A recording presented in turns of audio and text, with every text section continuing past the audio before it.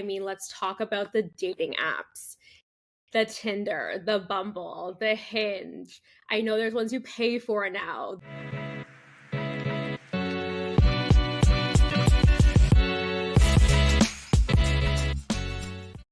Sam, welcome to the hot seat. I'm super excited to chat with you today. As someone who works with individuals in relationships, I want to talk to you, about dating in the digital world. And when I mean digital world, let's talk about the dating apps, the Tinder, the Bumble, the Hinge. I know there's ones you pay for now. There's so many out there these days. And I would love to pick your brain about a few things that come to mind when we talk about dating in a digital world. So first thing I want to know is, have you ever been on one of the dating apps before? Yes. So I have been experimenting, I guess, on a bunch of the different apps. And just like most people, I've had some not so great experiences. And then I did have some really great ones. I actually met my husband on a dating app. You did? Yeah. Okay. And What we app had did you a lot find of. each other on? So it's a lesser known one. I'm not actually sure if it's around today, but it's called Coffee Meets Bagel. And we were both Okay, recommended that's by so a friend cute. to try it, and we did, and it all worked out. And so, yeah, it really works. You can find, the right person for you on a dating app, and we have a lot of friends who also met their spouses on dating apps. So it's really common, and it's a normal thing, I think, these days for people to find their partners on dating apps. Yeah, I couldn't agree with you more there. I also was on dating apps like way back in the day before I met my husband too. We didn't actually meet on a dating app, but when I was on there, there was really only like Tinder, and I think is when Bumble was maybe coming out too at the same time. But there's so many now. Hmm. Coffee and Bagel, is that what it is? Yeah. Oh That no, is so coffee meets bagel. Coffee Meets Bagel. That is actually so cute. But you're right though, like it is very much the norm these days to be on these apps, or like several of them, right? Just not just one. And it's very common to find your forever partner on there. I know so many of my friends too have met their current husbands or wives on there. Mhm. So it works.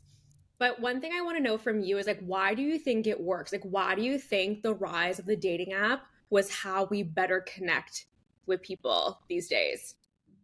Yeah, it is really interesting. Obviously, back in the day before these apps existed, we had to meet people in person, and that meant, Mhm. going out to different places. And I think over time, not only has that kind of become more expensive to do, it's Yeah, harder, you're right, to put actually. yourself out there in those ways. But we also didn't have maybe as many options or opportunities at our fingertips that with the dating apps we now have. It allows us to meet a whole different, bunch of people in different areas, of the city. If you live in one area and you want a partner from the same area, you're able, to kind of coordinate that and get that going. Or if you're looking for someone somewhere else, that's what you can do as well. It just gives you so many more options and really widens, the scope of people that you can meet. And I think people are really attracted to that.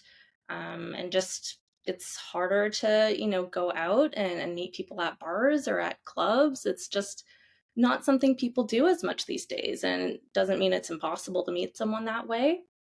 I think people have just kind of moved away from that. And the dating Yeah. apps have definitely allowed that change to happen. Um, Hmm. and I think too, there's something to be said about meeting someone first by not being face to face. I think Yeah. there can be a little bit of like a boost of confidence, or, people who might be a little bit more socially anxious or feel kind of awkward in a face to face setting. Getting to actually talk to someone online first can sometimes make it feel more comfortable and get the Hmm. conversation rolling so that if and when you do, meet up in person, you feel already kind of comfortable and connected in some way to that person. So I think that's a really big draw for the dating apps as well. Yeah, you actually just brought up a really great point that I probably never really thought of, is that you can almost like set yourself up a little bit more for success on the app. Whereas if like you meet someone at the bar or meet someone at a party or meet someone somewhere, like they have this perception of you that might not be, in the moment, your real, true, authentic self.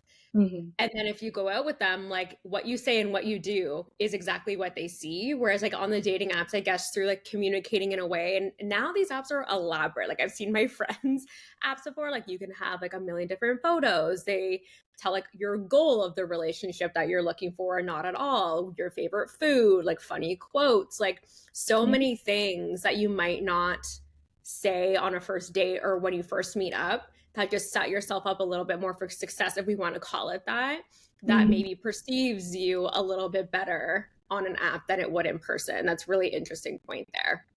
Yeah. With that, do you also think that this could also be super misleading? You have so many like photos of yourself that might just be as particular moments where it's like I could have one out with like my group of friends, but I only see that group of friends like once a month because I refuse to leave my couch. Whereas like an actual photo that's representative of me is probably watching Netflix with my cat beside me. But I'm never seeing those photos of people on these apps, I think. But Mhm. yeah, like I said, do you think that actually sets us up for failure at the same time in some cases? Yeah, I mean, I don't know necessarily if it would go as far as saying, setting us up for failure, but I do think it brings a sense of not really feeling as authentic to who you are and really bringing your authentic self to the table. Yeah. And I know it's normal to get kind of in your head and want to put, your best face forward and things like that. So I think there's a healthy balance when it comes to the pictures, that you put up. It should be Yeah. something where, you do feel confident. Yeah. Obviously, maybe we wouldn't want, pictures that are too altered or touched up because that's obviously Yeah. not going to show, your authentic self or your authentic Yeah. beauty. And the We'd photos of people holding like fish. I'm like, I don't need to know that. Like it always a photo with a fish, always a photo with a dog, always a photo with someone that we might not know is your actual ex partner, wife, husband. Like I just feel like sometimes it's very misleading and very much like why those? Please tell me. Explain that a little bit more. yeah, I But I mean, I agree with you. definitely You can't. we want authentic as best as we can. And maybe that is authentic for them, but it just makes me laugh every time there's always a photo with a fish. Why? Yeah, I guess that is a common theme for some people. And again, I can't really read people's minds on why they might want to I put a know. picture like that forward. I guess what Yeah. it maybe shows to me is someone who wants to show off, their interests or their hobbies, Yeah. things that they maybe value in a partner. So someone who might put up a picture, holding a fish. Maybe they really like to be outdoors. Maybe they like to go fishing and they would want a partner who could do that with them or has a similar interest. But Yeah. I will say it's a bit of a double sided coin, if you could say that, or double edged sword, because Yeah. I think stereotypes can develop from that as well. And people can really just, swipe left Yeah. without No. really giving it a thought, right? This could be a Yeah. really great, authentic person, but you're judging them off their picture and canceling Hmm. them out without really giving it a chance. Yeah. Now, of course, like we all have our preferences and things that we prefer. And so it's not a big deal if you see someone with a fish picture or something like that and you want to swipe left. You're free to do that. That's part of the dating app process. But Yeah. maybe, just slow down a little bit. Take a moment and check in with yourself and see, what assumptions might I be making about this person? Or are there Yeah. stereotypes that are informing, how I'm viewing this person's pictures and things like that before you go for it and do your swiping. Yeah. And that makes me think a little bit too about like the communication that happens on these apps. I think people are a little bit more brave in what they want to say. And I know there's apps where like the girl has to message first in a certain period of time before the match Mhm. goes away. All these certain things now. What do you think is, the issue or challenges around communication using these apps and, dating in a digital world where that's now the norm, unfortunately? Or not unfortunately for some. Yeah. One of the biggest things I think that comes to mind for me is I think there's this feeling or this pressure of trying to come across in a certain way. Like we're cool, we're chill, we don't Yeah. care so much, we're not too invested. But Yeah. again, that's not authentic for a lot of people. And so I think Mhm. that does come forward sometimes in people's communication in these apps where they're trying to kind of, play it cool and keep their, cards close to their chest. And I can understand, maybe if you've had trust issues from the past, where some of that might come from.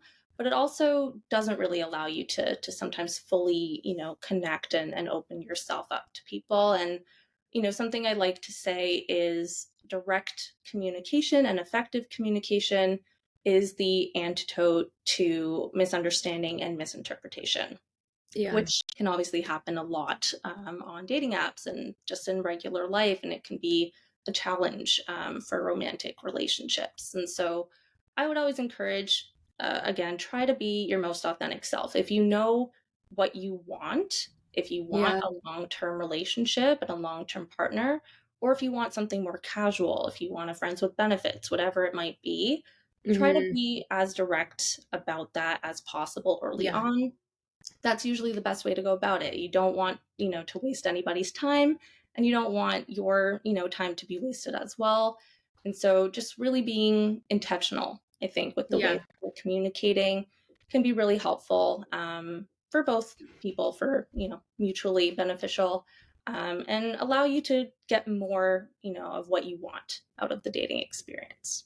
Yeah, and I think that's where the like mentality, and I love this mentality truthfully, is like if they wanted to, they would. And I think that that communication on these types of apps like really happens these days. So if you're not hearing back, if you're not getting what you want of the conversation, it's just like they wanted to, they would. Like why chase something that might not be happening that is detrimental to you at the end of the day? Like what is the purpose of that, right? You're wasting your own time at that point. Hmm. Um, yeah, love that mentality. If they wanted to, they would. If not, move on. There's so many fish in the sea these days with the apps. Like you said at the beginning, your dating pool, I think, just widens so much when you're on these apps, which again, you touched on too, is just such a great asset to being on these apps these days.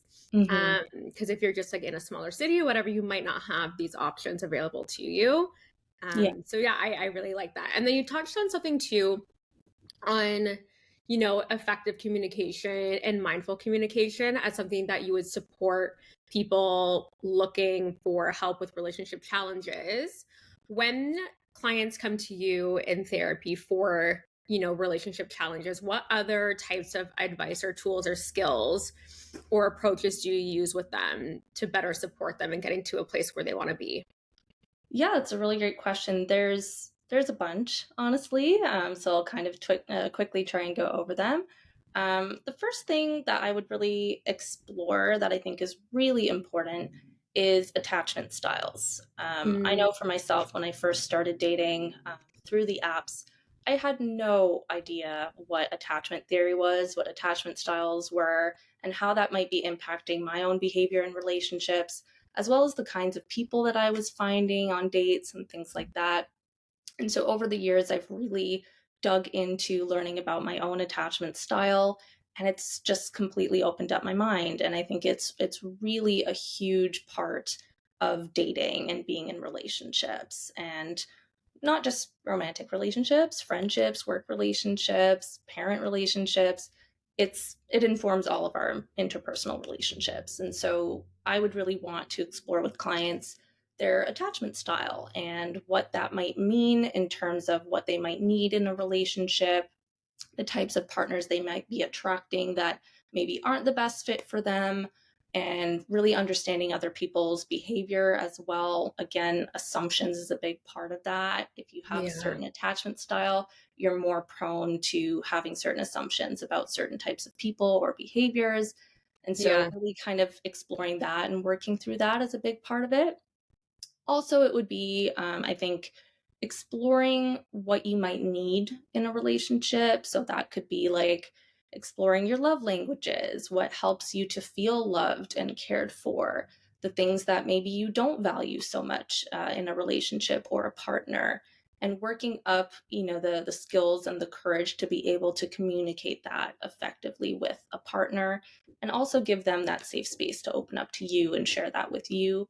That is really what's going to, form, solid foundations for relationships, and, to have a Yeah. really stable and healthy relationship. And so that would be Hmm. something too that we might explore. So, areas of communication, love languages, attachment styles, things like that. And we might Yeah. also talk about, past relationships, trying to understand, your patterns and if there is, Yeah. pattern or certain themes that keep recurring and why that's happening and where that could be coming from. And sometimes it goes, far back to, your childhood and the relationships that you developed with, your caregivers. That's a big part of attachment. And so Yeah. we might kind of explore some of the past as well as the present experiences and things like that. You brought up love languages, and I love talking about love languages. Do you know what yours is?